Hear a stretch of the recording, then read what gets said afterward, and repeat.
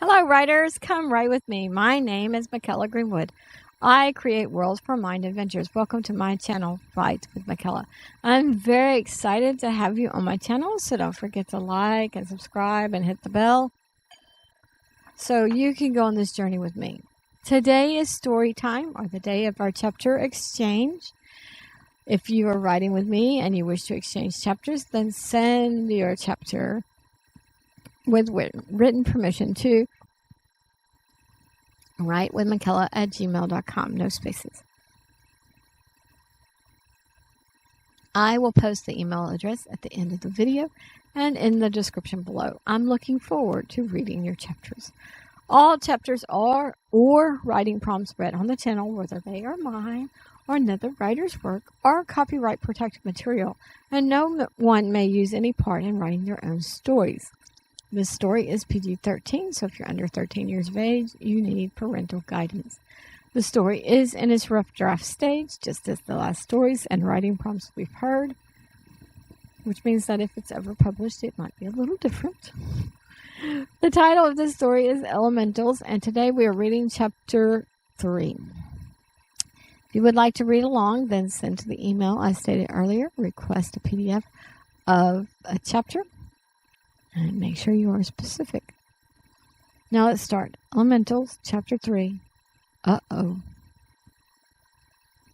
After about 2 hours, they rode up to a little round wooden house with a straw roof.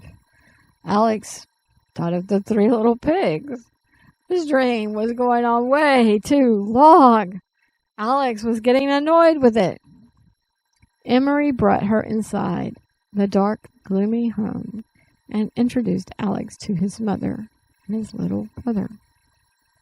Something inside Alex lurched. Something was not right. The mother seemed friendly and invited her to stay, but her mannerisms weren't that of a normal human woman. At least not any she knew. Emery excused himself and said he had to go do chores. Alex offered to help. Emery declined her offer. She offered to help the mom. The mom also declined. The brother was looking at a drawing on a skin instead of on paper. Alex glanced over. It looked like a map, but the brother pulled it away. Alex would have to be stealthier. She could not let the little boy know she was looking. The map to her was a clue. "My boy is nice boy," said the mother. Alex looked up and smiled. "Yes, he's very charming. He reminds me of my cousin." The mother looked up, startled. "What you say?" Alex repeated herself. "You had glimpse?" asked the mother. She glanced at the brother. "Oh no, this is not good." She rushed out of the house. Alex stood up. "What did I say?" She started to follow the mother. The brother quickly blocked her. "You no go. You stay." Alex tried to get around him, but before she managed it, Emery returned. "I said something that upset your mother," said Alex. I need to speak with her." "Oh, no," said Emery as he waved the matter away. She is senile. I told her to get wood. You just sit and relax. Bolster, you stir the soup." Alex had the feeling that she was a prisoner here, and they would not allow her to leave. She felt their eyes on her as they watched every move she made. "Can I help your mother get wood?" "No," replied Emery. "You are a guest." By Emery's tone, she was sure. Alex stretched a little. "You know, I am very tired," she said. "Could I lay down and sleep a little?" "Yes," replied Emery, with a sound of relief in his voice. He motioned her to a bed, and soon he went back outside. Alex lay down and closed her eyes. The bed was in no way comfortable. She felt she was on pine cones, pine needles, and sticks. But she had to think about things. She had to figure out what was going on, dream or not. She needed to figure out who the good guys were and who the bad guys were. With the gnomes, she sensed fear, but here she sensed deceptiveness. At the very least, she was determined that she would not eat any soup or stew that the mother had brewing. After a little while, the brother sat down and studied the map a little. Then he leaned back in his chair and fell asleep. It wasn't long before he was snoring. Alex carefully got out of the bed. Her heart pounded, and she could hear the sound of it in her ears, and she couldn't hear much else. She just knew that Emery would come in the door as she was sneaking out. How many chores did he have to do, after all? Alex reached out and took the map and then snuck to the door. When she peered out the door, she didn't see Emery anywhere. The small house had woods to the north, but the other 3 sides were open plains, and the barn was north of the house. Alex thought she would go to the barn first. Maybe Emery was there. She needed to know where he was. Alex crept out. She stayed low and kept her eyes peeled. She finally made it to the barn. Emery was not there, but the horse was. Alex certainly was no horse thief, but that would be the best way to get a long way away. Alex decided that she would just release the horse to return to his master when she got to safety or wherever or whenever she woke up. One thing was for sure. She was not going to analyze this dream. As detectives, they had regular counseling sessions with the police psychologist, and many times she would tell the psychologist about her dreams. And the psychologist would analyze it, but she was going to skip this one. It was too strange, and she wasn't sure she wanted to know the possible meanings. Alex found the bridle and tried to put it on. At first, it was upside down. She felt foolish, but it had been a long time, perhaps even 10 years. Moreover, her nerves were causing her to shake. Once she got the bridle on, she heard a noise. Alex jumped. She scolded herself. I have to keep my head about me, she said to herself. I can't afford to be jumpy in the field. Alex went to the barn door. She peered out.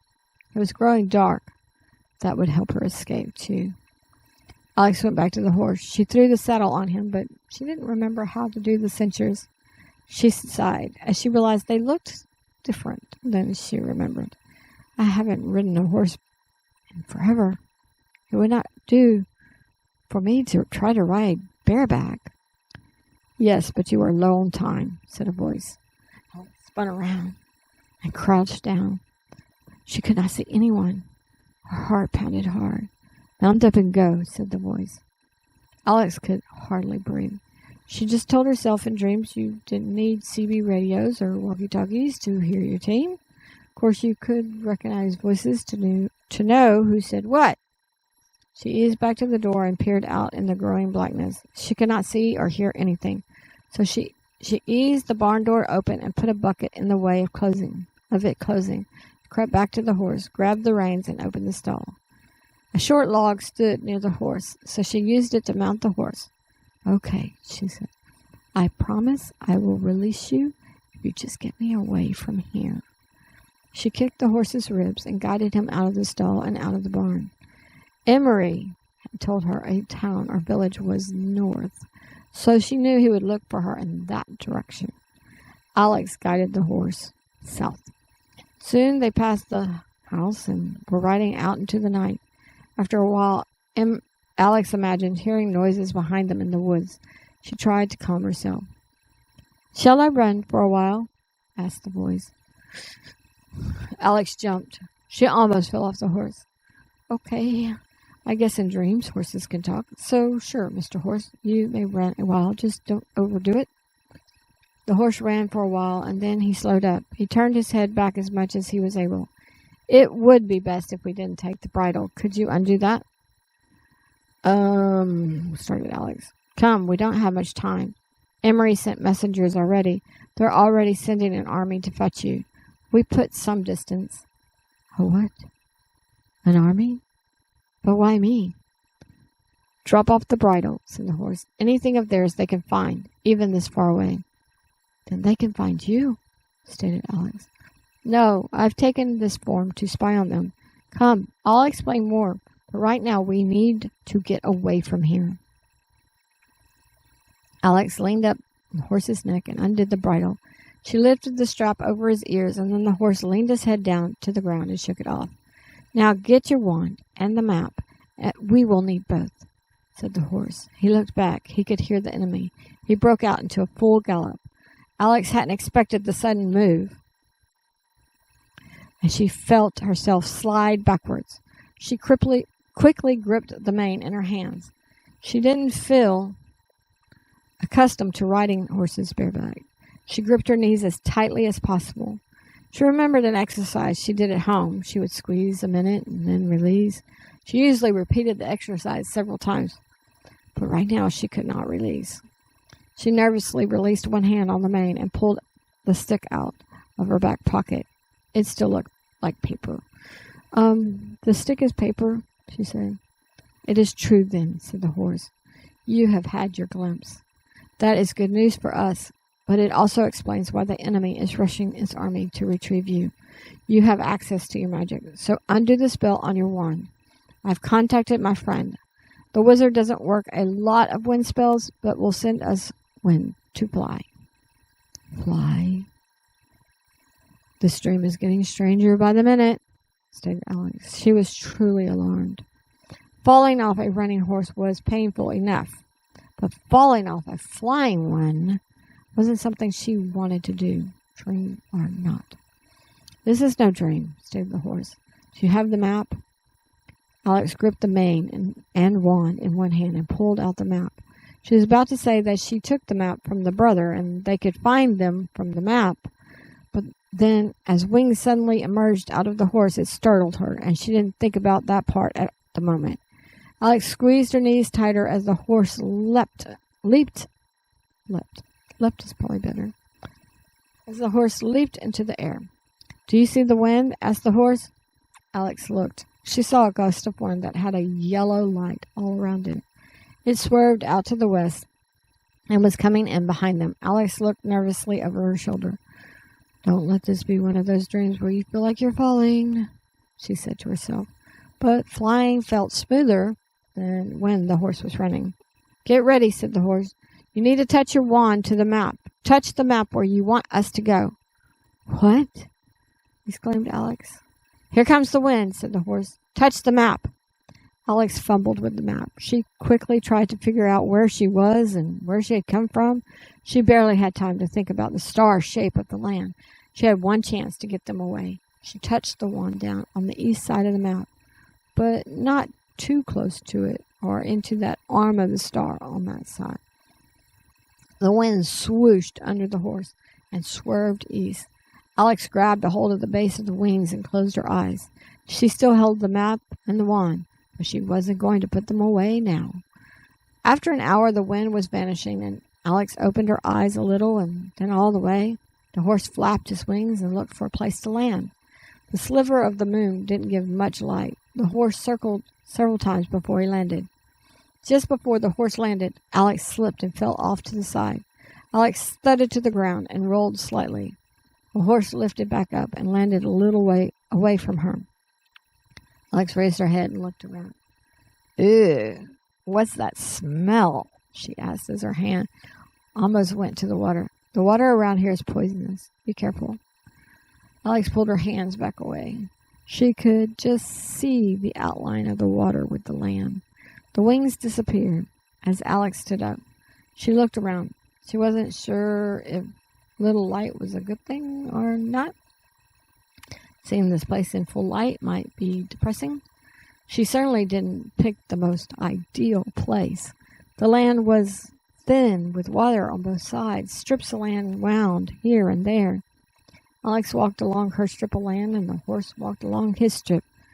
They headed toward a larger swath of ground and towards an old tree.